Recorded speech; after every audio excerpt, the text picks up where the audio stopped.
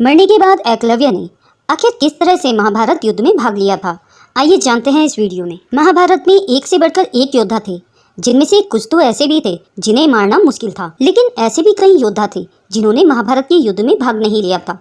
और ऐसे भी योद्धा थे जो महाभारत युद्ध के पहले ही अन्य किसी युद्ध में मारे गए थे। एकलव्य भी एक ऐसा योद्धा था जिसने कुरुक्षेत्र में लड़े गए महाभारत युद्ध में भाग नहीं लिया था। कौन था एकलव्य? महाभारत काल में प्रयाग के तटवर्ती प्रदेश में सुदूर तक फैला श्रृंगवेरपुर राज्य निषाद राज हिरण्यधनु का था। गंगा के तट पर अव्यवस्थित श्रृंगवेरपुर उसकी सुदृढ़ राजधानी थी। हिरण्यधनु का पुत्र एकलव्य था। कहते हैं कि एकलव्य भगवान श्री कृष्ण का चचेरा भाई था। एकलव्य वासुदेव के भाई का बेटा था। यह एक जंगल में खो गया था और हिरण्यधनु नाम के निषाद राज को वहां मिला था। तब से उसे हिरण्यधनु का पुत्र ही माना जाता है। यह धारणा गलत है कि एकलव्य को गुरु द्रोणाचार्य ने इसलिए शिक्षा नहीं दी क्योंकि वह एक शूद्र जाति से था, जबकि सच यह है कि द्रोणाचार्य ने भीष्म को वचन दे रखा था कि मैं आपके राज्य में राजपुत्रों को ही शिक्षा दूंगा, इसके अलावा अन्य किसी को भी शिक्षा नहीं दूंगा।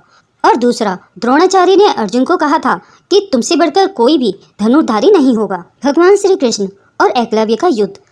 विष्णु पुराण और हरिवंश पुराण के अनुसार एकलव्य अपनी विस्तारवादी सोच के चलते जरासंध से जा मिला था।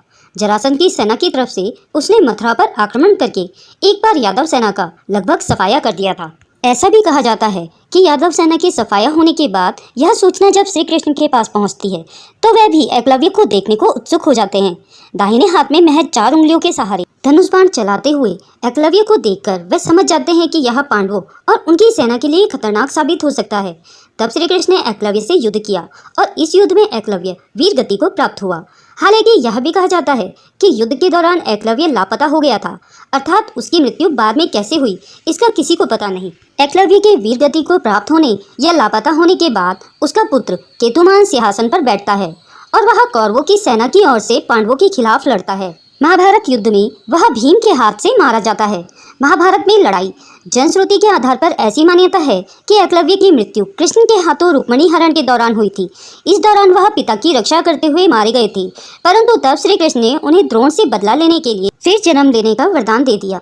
श्री कृष्ण के वरदान के बाद एकलव्य ने द्रुपद के बेटे धृष्टद्युम्न के रूप में जन्म लिया और महाभारत के युद्ध के दौरान उन्होंने अंगूठे के बदले द्रोण का सिर काट लिया था। द्रुपद की पुत्री ही द्रौपदी थी, जो धृष्टद्युम्न की बहन थी। दोस्तों, यह वीडियो आपको कैसी लगी कमेंट बॉक्स में ज़रूर बताइए। अगर आपको यह वीडियो पसंद आई हो तो इसे लाइक और अपने दोस्तों में शेयर जरूर करें।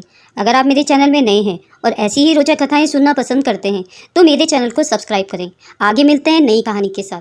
कहानी को अंत तक देखने के लिए आप सभी का बहुत बहुत धन्यवाद।